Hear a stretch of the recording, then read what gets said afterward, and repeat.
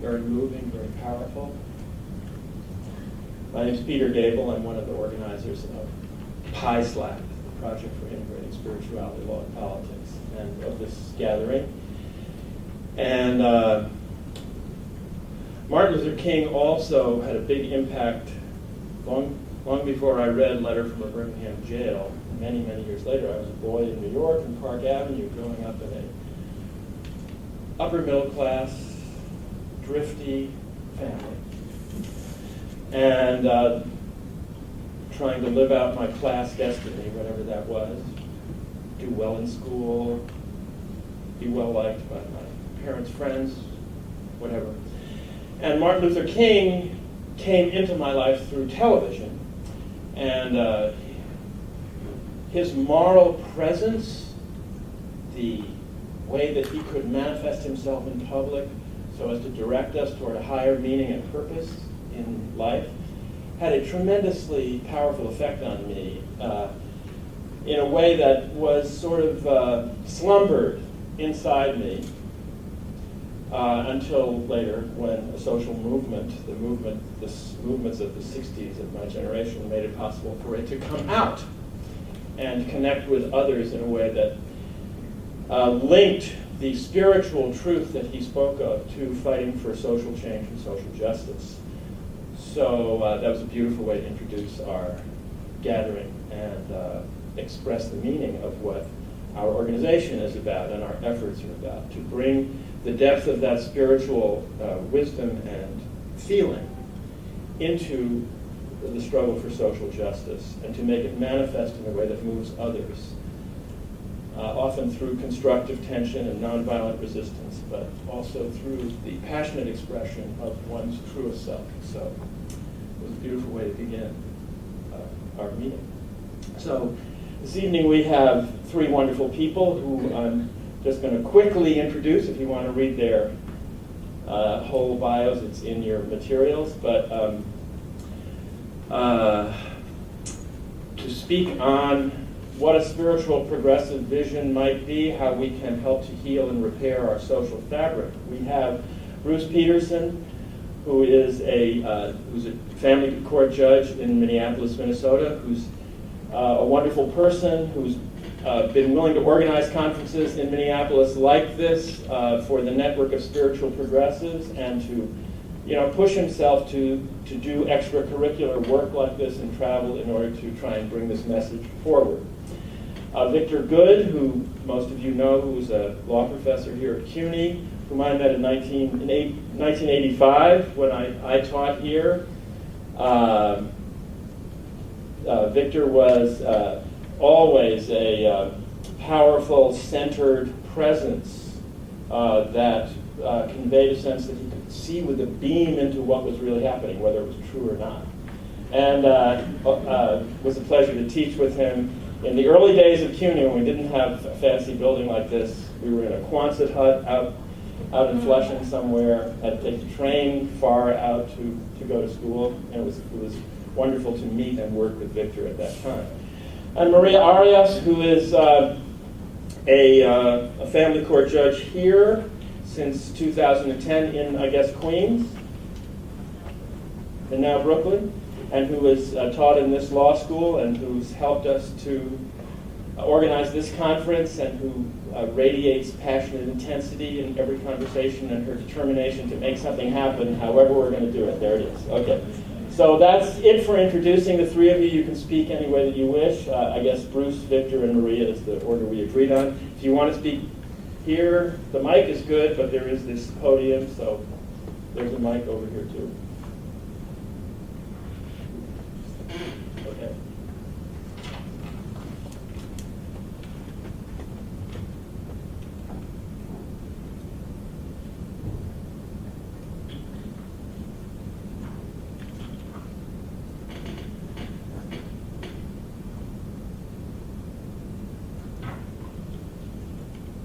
I think I drew the short straw or something. And what I'd like to do, if it's okay, is I teach some law school classes, and I always tell my students to get as close to their audience as they can. So I won't crowd you. I think maybe I'll stand here.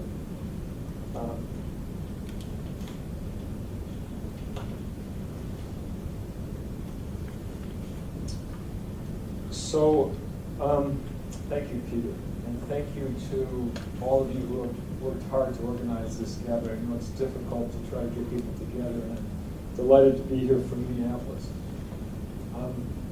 A spiritual progressive vision of law and its potential for healing and transforming the social fabric. So I've been thinking about this for the last few days, and I decided just to share with you some of my very personal ideas about what my vision is and what my spiritual path has led me, how it's led me there, for what it's worth to you. So I have found myself thinking more and more about humanity evolving into a single organism. In fact, as I've gotten interested in this, it actually has a word. People are using the word hominy or hominy omnis, a new species, humanity as a single species. And I'm not talking about ants or termites or some mindless automatons that just follow some built-in genetic blueprint, but individuals playing special and unique roles, but linked with a common purpose, and in the background having a sense that our destiny really is, our purpose really is to promote the evolution of this entire organism. And now we just heard, much more eloquently than I could ever have used, words, the inescapable network of mutuality that describes what I'm trying to convey. And I've come to this partly because in the Midwest, there are thunderstorms. Peter knows this. And there's some gusts of wind and the tree falls down on the power lines and the power goes out. And I have often thought that if the grids that supply power and heat and water and the transportation grids that supplied food, if they were gone for a week, there might be some subsistence farmers who would be okay, but most of us urban dwellers wouldn't make it through the first week. We are really totally dependent on each other. We completely have an inescapable network of mutuality. And the idea of a single organism is useful to me because if you think about it, we have kind of a digestive system. We incorporate raw materials into products that we use. We have a circulation system. We move things around that nurtures and feeds the individual units in the organism. We have a nervous system that communicates ideas and information to all of us. And now what's interesting is we even have what I would call a central nervous system. The way memes propagate so fast across the internet, it's almost like thoughts rippling across a brain. So this image has been useful to me of the evolution of humanity to a single organism. I'll talk a little more about it, but it's clear to me that lawyers are going to have to be the ones that make this possible. This degree of harmony, this degree of shared purpose, it's lawyers who work out the way people relate to each other in groups. Family Judge Maria, when families break down, it's the law that provides some structure and some ability to relate to each other. Businesses rely on legal relationships to function. Political organizations, it's lawyers that come up with constitutions and ways of relating to each other. This is a vision for law. A single organism is a vision for law. Now, why is it a spiritual vision? I'll just share with you in about 3 minutes about 50 years of my own spiritual evolution and talk about God. This is a conference about spiritual progressive vision. Such conferences often don't have much direct discussion about God. But I was raised in a Protestant family with a pretty typical theistic view of God. God was some sort of super being up above the clouds that watched human events and occasionally intervened on one side or another. And if you thought the right thoughts and did the right things and prayed the right way, maybe you could enlist him, and it always, by the way, definitely wasn't him, on your side. And I could give you about 2 hours of reasons and a lot of psychoanalysis about why I left that behind, but it did not work for me, and I got out of it in a complicated way. For a long time, I was fascinated by the idea of existence, because existence in itself seemed to me a miracle that needed explaining. You know, trees and people and rocks and stars, and how are they here? And I began to think of God as just the underlying spirit of existence. And I dabble in science a little bit. I liked the concept of matter being reduced to little clouds of energy with lots of space in between. It seemed like that was kind of a godly thing to do, to be. But this didn't, after a while, this didn't work for me because existence is not neutral. It's always moving. There's always evolution. There's always growth. It's moving towards something. The physical universe repeatedly produces life. And life grows in consciousness and reaches towards something. And this has been true of my own experience. We've use the word contemplative practice here. I've been meditating for 20 years, and I'm continually pushed to greater degrees of attempting to be more generous, more compassionate. There's a growth in existence. It's not neutral. I've been working with this book lately, The Better Angels of Our Nature. Anybody read it? You can't possibly read it. It's like 1,000 pages long, but you can read parts of it. We are living in the most peaceful, far and away, the most peaceful period that human history has ever known. 100 times less violence than there's been over the last thousands of years. There's incredible movement going on. Life is reaching towards something. And as in so many ways, I discovered that Michael Lerner, who's the editor of Cocoon magazine and a friend of many of us here, some of us here, says things better than I ever could. He has a great discussion of God in the latest issue of Cocoon, summer of 2014. Peter's got some stuff in there too. And here's the way he starts right out, his description of God. God is all that is, was, and ever will be, and more. Okay, there's the existence piece. God is all that there is, was, ever will be, and more. God is also all that makes possible the transformation from that which is to that which can and ought to be. The transformation from what is to what ought to be. That's what God has become to me. That's how I envision God. And this is very powerful for me. I want to use this. What I like to think of is God is like gravity except pulling up. This is important to me because if you define God this way, you see why practicing law is a spiritual practice. Because the law is the way we come together in a collective, think about what things ought to be, and try to figure out ways to get there. Law is the practice of going from what is to what ought to be. And you can just very quickly see, just like thinkers talking about violence, the evolution of law is fantastically exciting. The common law, the vision of what ought to be, was pretty basic. You know, don't kill or steal from somebody, keep your contractual promises. If you injure somebody in their property or person, compensate them. But now, the law has a vision of what ought to be that's fantastically more enriched and evolutionary. Protect the environment, protect the consumer, show respect and dignity towards all people. We have in Minnesota a Human Rights Act which prohibits discrimination in employment, housing, real estate, public service, public accommodations, and education on account of race, color, creed, religion, national origin, sex, disability, receipt of public assistance, sexual orientation, age, and marital status. That's what the law expects of us in Minnesota. And in so many ways, the law is ahead of the culture. In fact, we saw that we now have gay marriage in Minnesota as of the last year.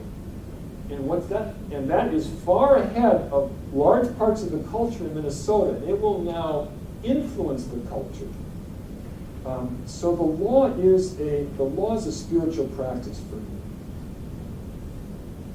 And what I see the frontier now, we have a lot of laws in place.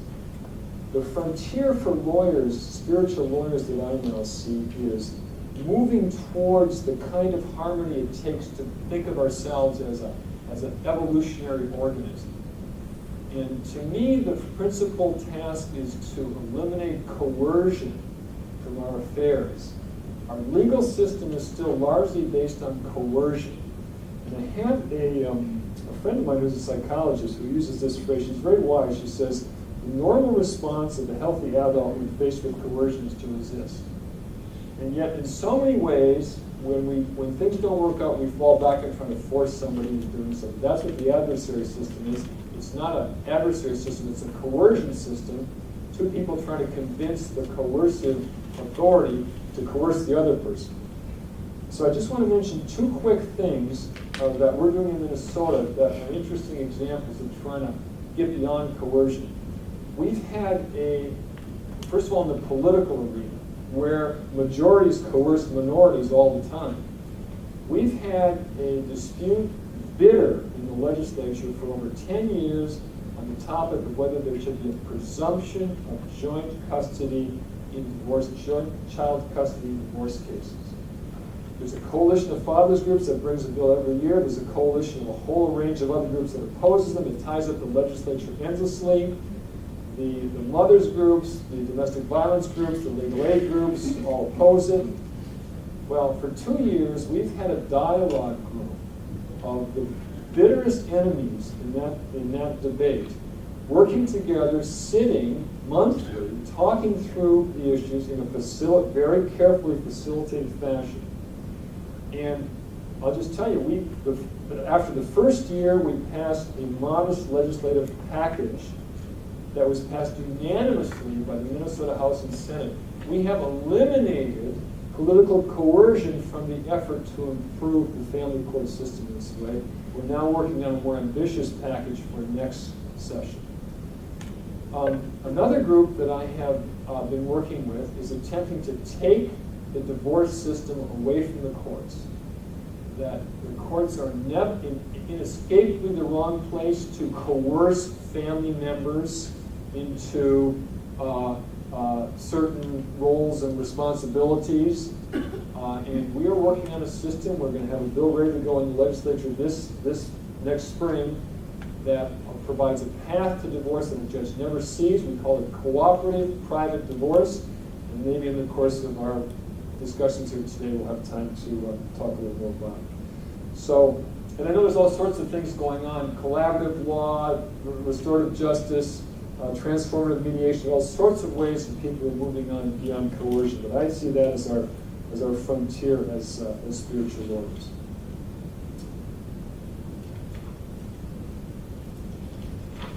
I think that's all the brilliant ideas I wanted to share with you, except I want to read one quote, one of my favorite legal quotes from John Adams, who you know, as a very young man, was one of the premier lawyers in the colonies, and he's very thoughtful about it.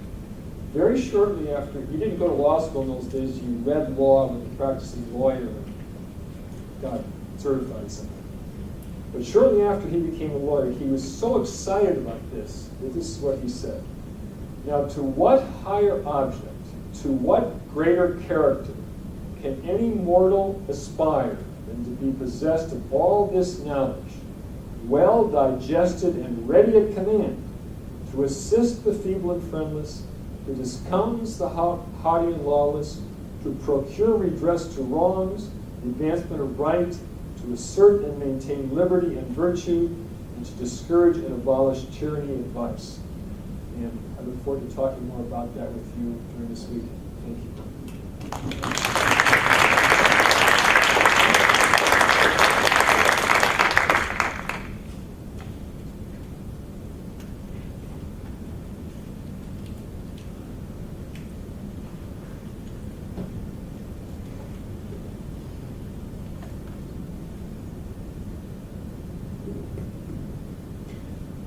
Good evening. I'm going to hold on to the podium a little bit tonight.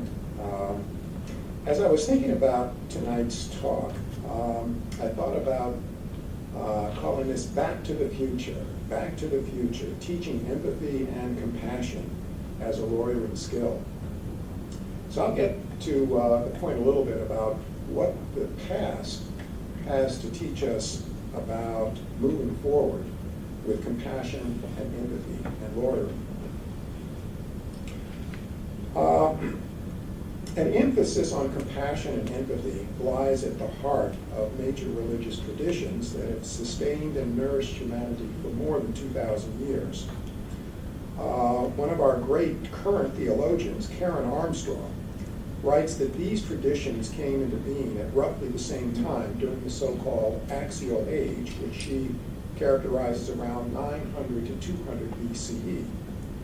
So why should we go back to these ancient ideas when we look at the future, especially when we're reviewing that future through the logical lens of the law? Armstrong's reply to that question is, because they were the experts. In this period of history, people worked as hard to find a cure for the spiritual ills of a community as we do today in trying to find a cure for cancer, maybe even harder. We often forget that these great teachings are deeply rooted in culture and tradition and were not specific to any particular religion or religious practice. Armstrong writes, none of these practices was interested in doctrine or metaphysical beliefs. What the sages of the Axial Age put forward was that compassion was the key to behaving in a way that changed oneself. As we look about the world landscape today, there is obvious and enormous need for greater empathy and greater compassion, and particularly so in our laws, in our law schools, and in our legal practices. Closer to home, in law schools and in the law itself, one of the most salient examples is our broken criminal justice system. In light of what we all have seen recently with the spotlight on Ferguson, Missouri, and the recent focus on police violence against African American communities, one might say, how can we talk about compassion? What we need is simply justice. Now that's true, but how can we not begin to seek justice without compassion? The symbol of justice that we often see is, of course, lady justice, derived from the Greeks, holding a scale to balance the respective rights and interests of the parties, but blindfolded, symbolizing impartiality. But this symbol is unfortunately disconnected from its African origins, and in many ways disconnected from its true meaning. Justice, balancing the scales, is really derived from the ancient Egyptian ritual of the weighing of the heart. And of course, the heart is both symbolically and in some cultures anatomically a source of compassion. The blindfold is also misconstrued. Averting or closing one's eyes is a step in the process of simply looking within, where we may find true justice as well as compassion. Most importantly, the weighing of the heart was a daily practice of looking within, of cultivating compassion so that it would become a part of one's life on a regular basis. Now, of course, compassion is not completely absent from our profession. We have all been part of activities where compassion was felt and dominant and played a critical role in what we were doing and how we related to others. But usually these acts and feelings are construed as being part of the personality of the individuals involved. We find good people everywhere, but this suggests that compassion in the law will occur by luck of the draw, not based on what we as educators do with our students, or how we construct or carry out our programs, or how we practice law, or what our laws reflect. But that is why compassion must have a greater emphasis in our work. As Gandhi said, we must become the change that we wish to see in the world. So how do we become more compassionate? Is it just a personal trait, or is it something that can be learned and refined? Compassion and empathy often go hand in hand. Compassion has many descriptions. Usually the description serves as a substitute for a definition. But one is that compassion is to suffer with another, often including a desire to help. Empathy is described as the ability to identify with and understand a person's feelings or difficulties. Science has measured our empathetic response as a feeling of closeness and attachment that is stimulated often by biochemical factors in our bodies, such as hormones. For example, a nursing mother's response to her child. Compassion is also described as an archetypical expression of human love, often leading to teaching, guiding, soothing, and protecting. Compassion and those qualities will make a great part of our legal practice. Now, empathy has been measured in many psychological labs as the ability to feel the pain of others simply by seeing images of the suffering of others. Studies show that the neural connectors in our brain are activated by these images, and they literally move us to experience some of what we see through deep and often disturbing feelings. Compassion moves us away from the me-first impulse of our ancient reptilian brain to the connected oneness impulses of our prefrontal cortex. So compassion can be trained, or more accurately, awakened and embraced. We are then also able to live with rather than turn away from the suffering of others.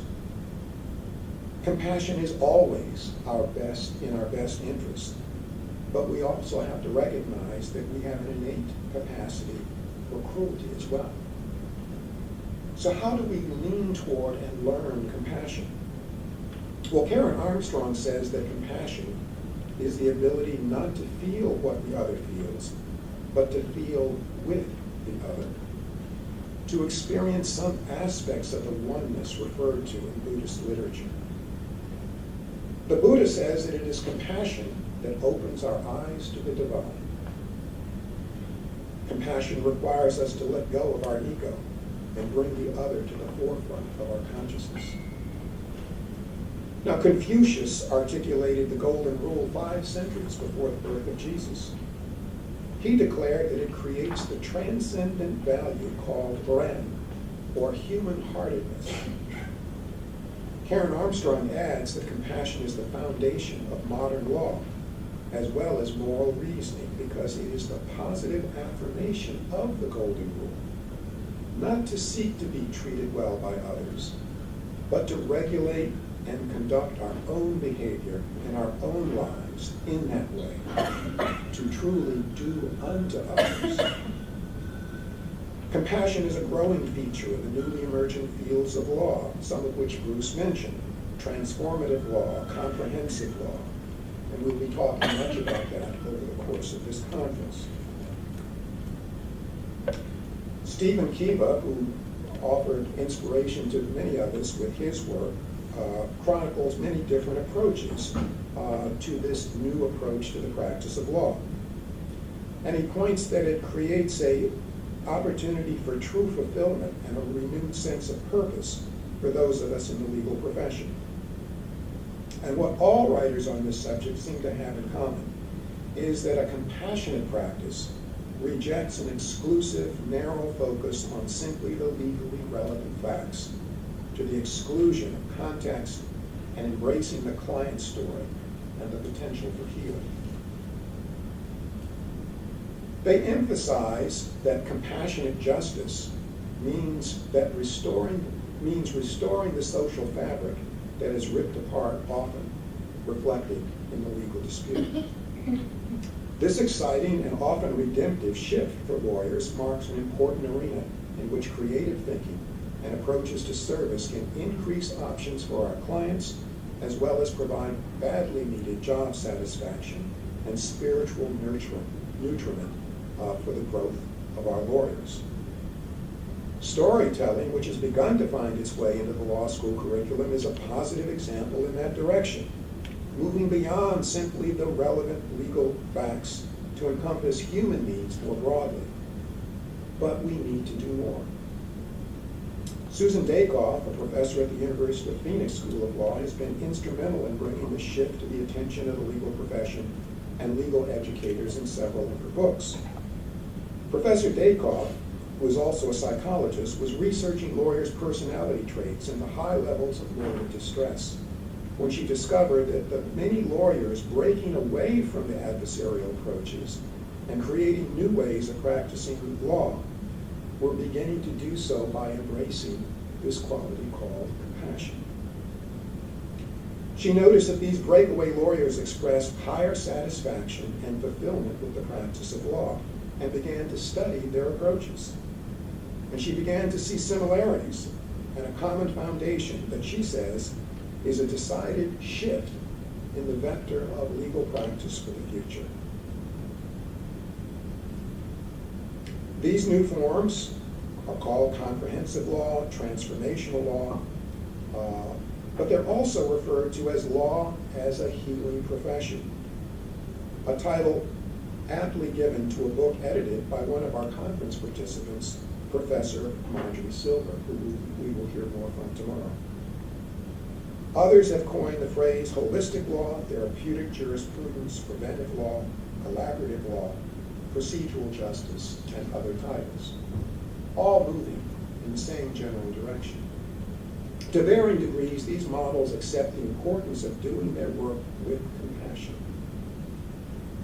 But can we teach compassion?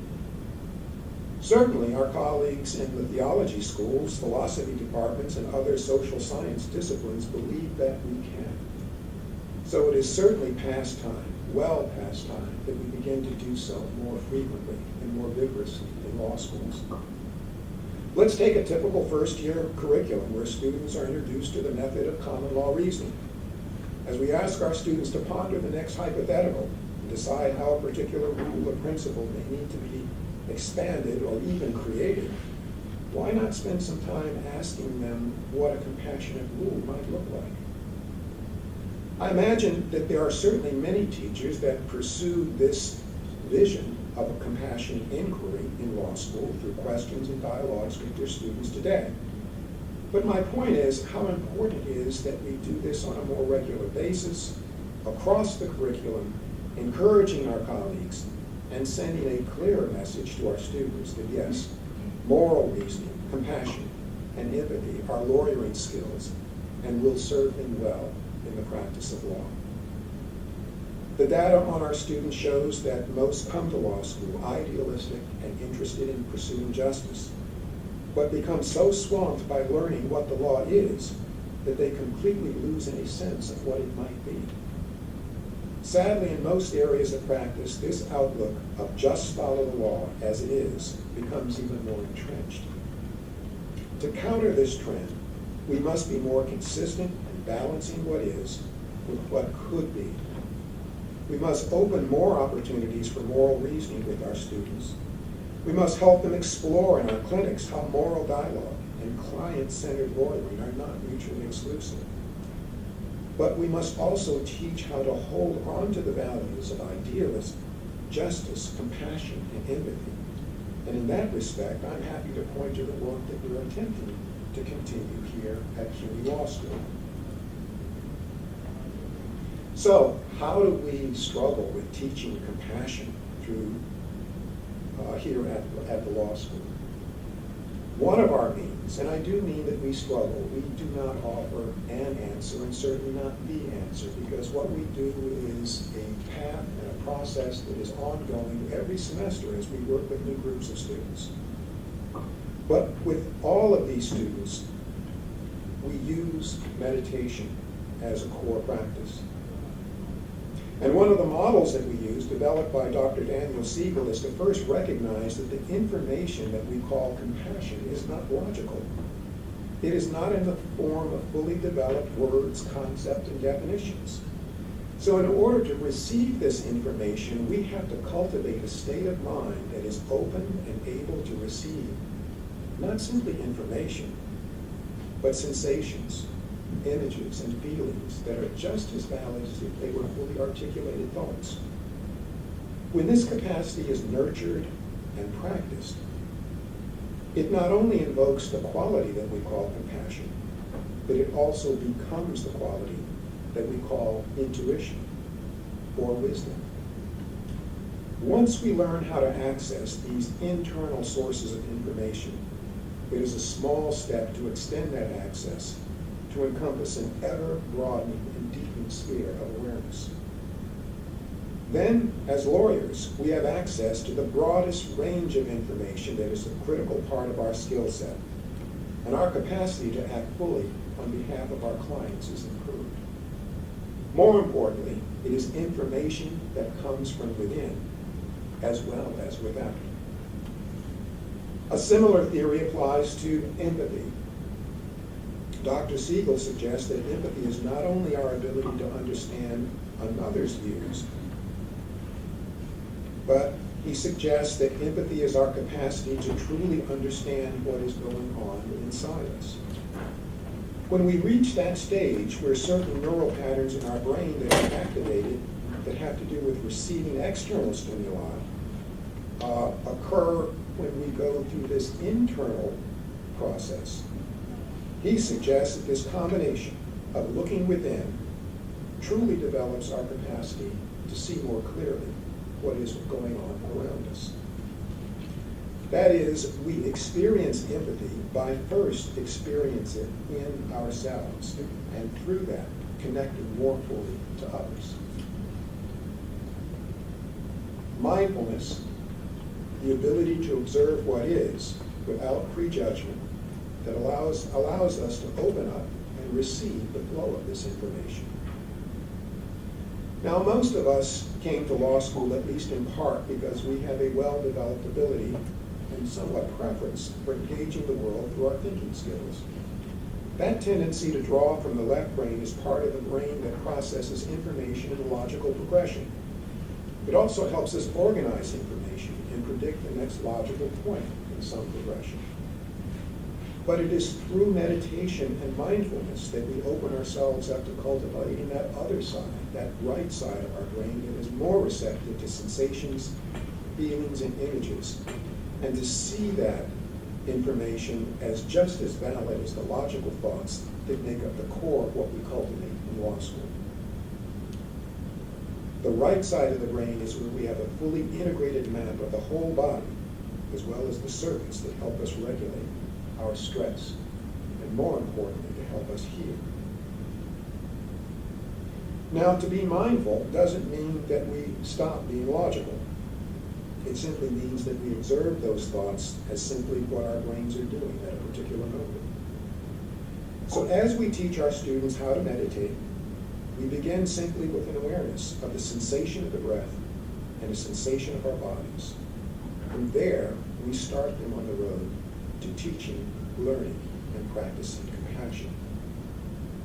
One author describes this process as becoming our own best friend. Now that may seem odd, but remember, mindfulness is not simply that you focus on yourself, but how you focus on yourself.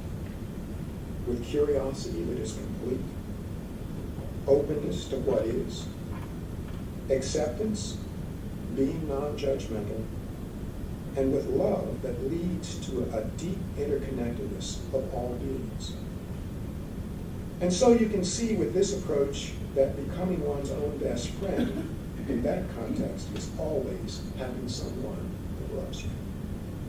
This is the essence of self-care for lawyers in our beleaguered profession, and the beginning of compassion for ourselves as well as for others. So I'd like to close with a quote from Albert Einstein, who I think reflects some of these ideas, and this is what Dr. Einstein said. A human being is part of a whole, called by us universe, a part limited in time and space. He experiences it himself, his thoughts and feelings, as something separated from the rest, a kind of optical illusion of his consciousness. This delusion is a kind of prison for us, restricting us to our personal desires and to our affection for simply few persons nearest to us. Our task must be to free ourselves from this prison by widening our circle of compassion to embrace all living creatures and the whole of nature and its beauty.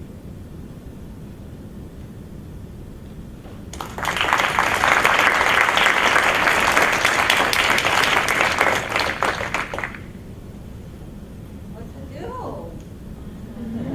Jump over there, leave the podium. And how's everybody doing? Like you're looking glassy-eyed. No way. Okay, all right, good. So, thank you.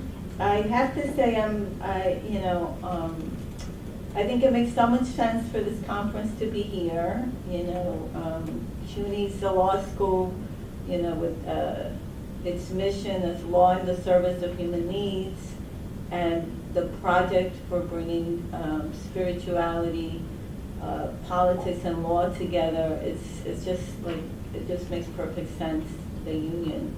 And although I'm a much newer comer to this organization, I feel like in the 20 years that I was here at CUNY, so much of what the values and the beliefs of this project are so in sync with the work that CUNY's trying to do, really bringing that place of who we are as political beings, how the work that we're doing in the world affects all of us together, and how we think about law in a way that it's working towards our understanding of our sense of connection to one another.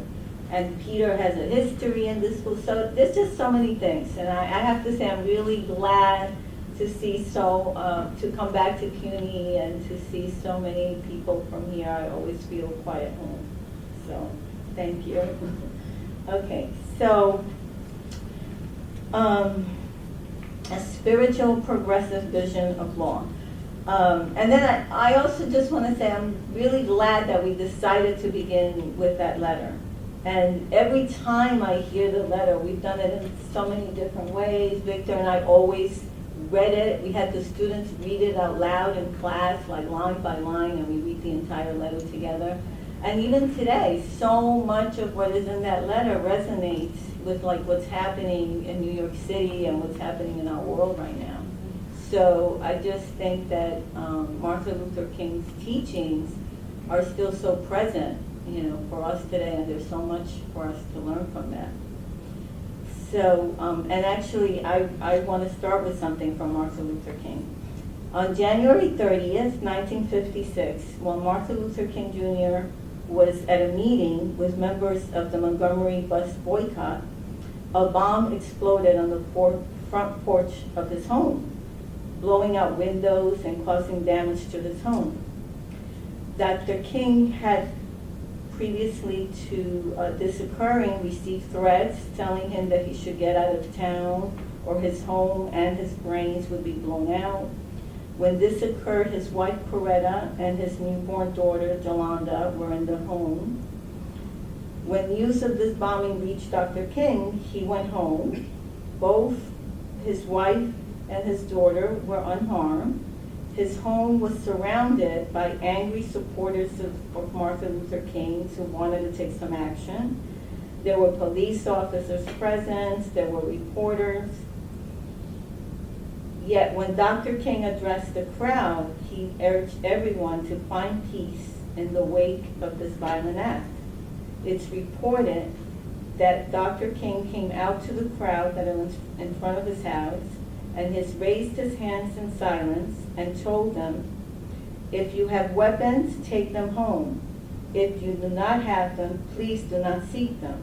We cannot solve this problem through violence. Love your enemies. Bless them that curse you. Pray for them that despitefully use you. Remember, this movement will not stop because God is with it. I always love reading the story. I feel really inspired by the story because I think if I've never been in a situation like that, but I think if I was in a situation like that, my life is threatened, my family's life is threatened, I'm not thinking of a calm response. I'm thinking more, how am I going to react, and the reactions I'm thinking would be the way I would act would be anger, possibly fear, rage, and I have these supporters that are with me, so I want to like use them to, galvanize all this energy. So I feel like this story is really about a deeply courageous response to an action and his deep commitment to a nonviolent response. So I really, and the thing that I think about that in terms of thinking about my own self, on my development and my movement as a lawyer and as a human being, I think about the fact that, and I don't know if this is true for Dr. King, but the fact that you have to be doing some inner work that's going to help you when a situation like this arises, to have that courage and have that inner steadiness that's going to help you to respond rather than just react. And so I feel like a part of what we're talking about is how do we develop those inner tools that are going to help us to respond to a situation in a way that's going to help to bring unity, that's going to help to bring some insight into the moment, as opposed to incite the hate and the things that we're trying to work towards. So I always love that story. And I think daily, I guess, while I highlight Dr. King, I also feel like daily, each of us, in small ways, as well as in large ways, are called to act in courageous ways. And I think each one of us can think about situations in our own work, in our daily experiences, where we have opportunities to really bring a different response to the moment, a response that's going to be more in sync with our values and the commitments that we have. And I feel that the work of PISLAP is around supporting one another and really learning from each other about how to maintain that steadiness and how to have a support in a community to really help to bring that type of transformation. I think it's a calling to be courageous in the midst of injustice. And I think, right now, we could think of a lot, right? Victor mentioned Ferguson, right here in New York, Eric Gardner, and, we could think of the list around the many issues locally around police brutality, the situation in the world, right? Syria, Gaza, the Ukraine. I mean, there's just so many current situations where we could really think about what's happening in the world. And I really think that what we want to do this weekend is really, how do we think about what's happening in the world and bring a different response, right? We have a response that the media is giving us, right? We're really different, we're separated, this one's better, that one's no good, right? So much of the media is about enforcing how separate we are, how we gotta get the other guy, how you gotta do one-upmanship around the other person. And so how can we bring a different message, a message that's more about understanding that we are, as Martin Luther King so beautifully said, right, this web of connectedness, and how do we understand our sense of relatedness and connection. In speaking on the issue of power, love, and justice, Dr. King says, power at its best is love implementing the demands of justice. And justice at its best is power correcting everything that stands against love. I'm going to say that again because I really, this is like a piece that's really grabbed me, that's kind of like I really want to embrace that and think, how do I bring that to fruition in like my daily work, which is justice at its best is power correcting everything that stands against love. And so I guess I want to speak to love, right? Because I'm sure some of you are like, okay, so what's love got to do with it? But I want to say that, we need to read Martin Luther King deeply. Martin Luther King is not talking about sentimental love. He's talking about a deep type of love that's about understanding that we are connected to one another, that we are joined, and that we can recognize in one another a common humanity. And that's really the love that he's talking about. And I know that many of us have worked, including myself. I'll tell a little story about myself. I came to CUNY in 1990, and when I came to CUNY, to teach in the Battered Women's Rights Clinic. And I want to say, I don't know, I wrote this word down. I don't know if this is truly how I was, but this is the word that came to mind. And I wrote that I almost had like a type of militaristic approach to how I represented my clients. I mean, I always felt, I'm representing the underdog. I know, right? Like, folks in our community that are doing criminal defense work feel that way. It's like we're representing people who are disenfranchised. They don't have a voice. They're, the women of color, the immigrants, they don't speak the language. They're so disconnected from anything around being able to have power and being able to truly engage as participants in our community. And we get to be their advocates, and we get to like really come in there with this like kind of zealous, aggressive advocacy on behalf of the underdog. I mean, I felt in terms of, and I probably trained some of you who are my students in this way, that, I felt like the courtroom, and now I'm in the courtroom as the judge, but I felt the courtroom is a really hostile environment. So, you got to go in there really prepared.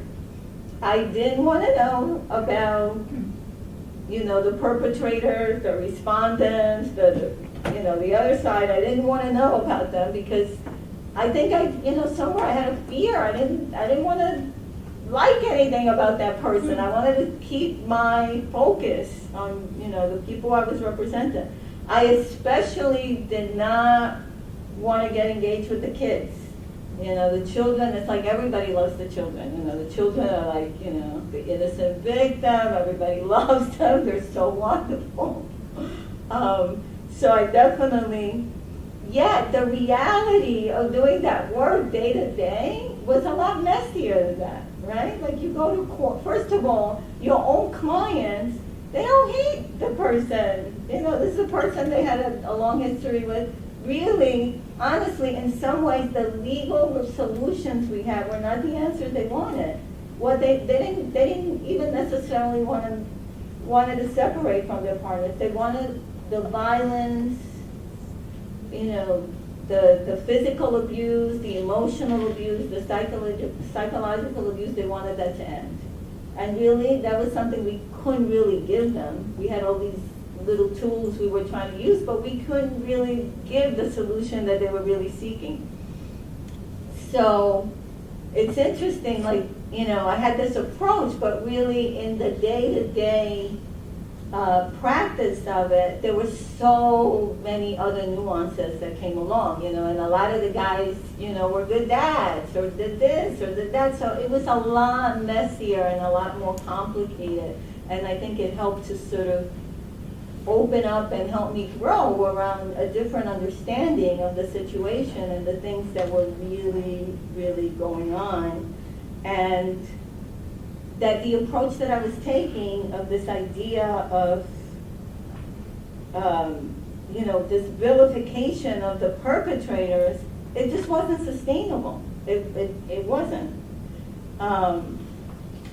So it was a good learning process. But inside of that, I was there was one thing I was trying to champion was that zealous advocacy on behalf of the survivors of intimate partner violence. And so I had, I kind of had like that aggressive way and that sense of vilification. And I guess like just two things that I wanted to share in terms of reflecting on it. You know, I've been now a family court judge for 5 years. And so like the first thing that I want to say is that, you know, as I reflect on that experience, one thing I ask myself, you know, is my fear of getting to know these perpetrators, that somehow, you know, I would come to love them and have some sense of compassion for who these people are and their situations, which I feel that way when I have people in front of me. And then more personally, in terms of a sense of connection to that, is that I deeply love my father, and he was incredibly abusive to my mother. So, like, those two things really sit inside of me in the work that I was doing, you know, and so much connect me to the fact that, you know, who I am personally, of course, shows up in the work that I'm doing. I recently heard this TED Talk by Brian Stevenson, and I'll just say, I'm not like a big TED Talk person or anything like that, but I am a big follower of Brian Stevenson. I highly promote him. He's a professor of law at NYU, and he's the founder and the executive director of it's an organization in Alabama called Equal Justice Initiative, where he's doing what I really consider to be God's work. He's representing people on death row in the South. And one of the things that he says on that TED Talk is, we are more than the worst thing we have ever done. And I love that. You know, and he talks about, you know, he follows it, you know, he says that a person that tells a lie is more than a liar, a person who's taken something is more than a thief, and even someone who's killed someone is more than a killer. And I just love embracing that phrase, that we are more than the worst thing we have done. And to me, that's really about getting in touch of the humanity in one another. And even the person that's committed the worst crime would not be above redemption. So, you know, what's the role of redemption in the work that we're doing? So I very much feel that our conference this weekend is really about looking at those things, that, you know, a spiritual progressive vision of law is about that. How do we look at who we are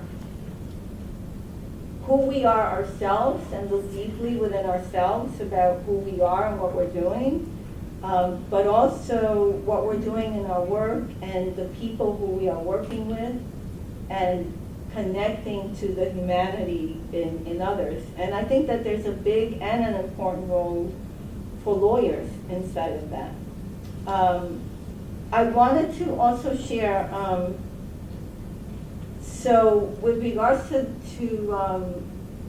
the issue of Ferguson, I mean, I feel it's been, of course, it's like so charged. But the very best talk that I heard about it was an interview that I heard with John Powell. He's a professor at the University of Berkeley. He does African American studies, as well as he works in an institute around criminal justice issues. And you know, one thing he said was how brown and black people are over-policed yet underprotected. So it's kind of like the reality of those two things. And then the next part he talked about was just the lack of law enforcement, but also, you know, he's talking about other members of our society really seeing the humanity, especially in young brown and black males. And then he just kind of talked about that, just like the humanity of the experience and the need for that. And so, like, as part of that, like, my thought was like, so what if, like, someone like, you know, Officer Darren Wilson thought of Michael Brown as his younger brother, or himself when he was 18 years old? I mean, he himself is like a 28-year-old. So it's like a deeply tragic situation, and what could bringing humanity to the situation really bring for all of us. And so one more quote from Martin Luther King, which is, he talks about how our goal is to create a beloved community, and he says that that's going to require a qualitative change in our soul as well as a qualitative change in our lives. And I really think that our weekend today is about that work. What is the work that it's going to take for us to change our souls and to change our lives and to embrace the highest ideals of our profession? I mean, I think that there's a lot of literature that talks about law as a calling, and I think there's a place for law as a calling, that there's a way that, you know, we have work to do around bringing justice to the world. And we need to rise to the occasion and have the courage that Martin Luther King had, you know, when he came to his home and saw his family, and be able to bring that kind of courage to the work that we do. I want to read this short little excerpt for closing, which is something written by, it's part of a longer piece by Alice Walker. It's something she wrote and read at, actually I think it was at a Buddhist conference that she was in. And this is from a book that's called Dharma, Color, and Culture, New Voices in Western Buddhism. And the title of this is called, This Was Not an Area of Large Plantations, Suffering Too Insignificant for the Majority to See. And this is, she has a quote from a book, and the book is called Memoirs of a Freedom Fighter by Winston Hudson and Constance Curry. And I'm going to read you the little excerpt. This was not an area of large plantations, since the land is hilly with some bottoms of rich soil. Whites usually had small or medium-sized farms with slaves. Percy Sanders, a descendant of an early black family in the area, recalled hearing as a child about George Slaughter, a white farmer's son by a black woman, who came to a horrible death because, quote, he didn't keep his place, end quote. Ambushed by white men, including his own father, he was shot while riding his horse because the saddled horse was, quotation marks, too fine. The story goes that when he was found, the horse was drinking his blood. And then this is what Alice Walker has to say about that. When I went to live in Mississippi in the 60s and to work in the civil rights movement, whose aim was to emancipate and empower African Americans who were still, thousands of them, treated as badly and sometimes worse than slaves, I met Winston Hudson. She was trying to write the story of her life. I helped her. Until I left Mississippi to live in New England, we sat under a tree and I wrote what she dictated. Today, her story has become a book that will be available in a few months. I begin my talk with this harrowing quote simply to ground us all in the reality of being African Americans, African Indians, African Amerindians. We are that mixture of peoples brought together very often and for centuries in the most intense racial confusion, hatred, and violence. This horrible story, which has haunted me since I read it, is typical of the kind of psychic assault we endure. While it is exactly the kind of assault today's white majority takes no notice of, just as it took no notice 2 and 3 and 100 years ago. This story is so chilling. The horse was drinking his blood. His own father was one of the assassins. His crime was that his horse was too fine. Unfortunately, it's one in a storehouse of such stories. Those of us present might hear and expect to hear on any given day of our lives. What do we do with the shock? What do we do with the anger, the rage? What do we do with the pain? When I read this story last month, I was sitting in a federal courthouse preparing to do jury duty. I felt ill immediately, but not as ill as I would feel an hour later upon entering the courtroom when I was confronted with the fact that 3 young men of color, 1 Asian, 2 Latino, were to be tried for the murder of a policeman whom they allegedly killed when he interrupted their burglary of a steakhouse. One glance at the accused trio revealed the faces of malnourished children barely out of their teens. The choice before the jury would be life imprisonment without parole or the death penalty. The judge, white and middle class, well-fed and well-educated, seemed prepared to impose either choice. Here were the contemporary brothers of George Slaughter. My first version of this talk began with a poem by Basho. Sitting quietly, doing nothing, spring comes, and the grass grows by itself. Thank you.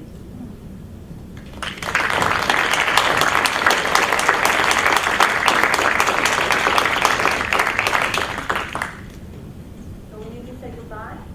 Are you going to say something? No. So how about take 5 minutes to talk, introduce yourself to the person next to you, if you don't know each other, and talk about how you're feeling or what you think.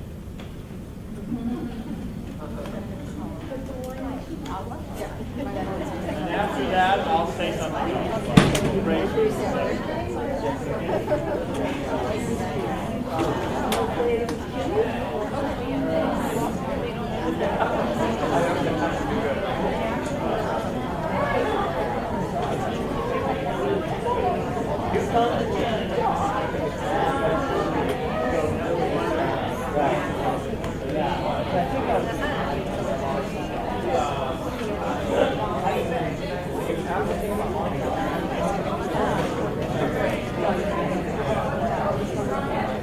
That's great, of course, you're coming in for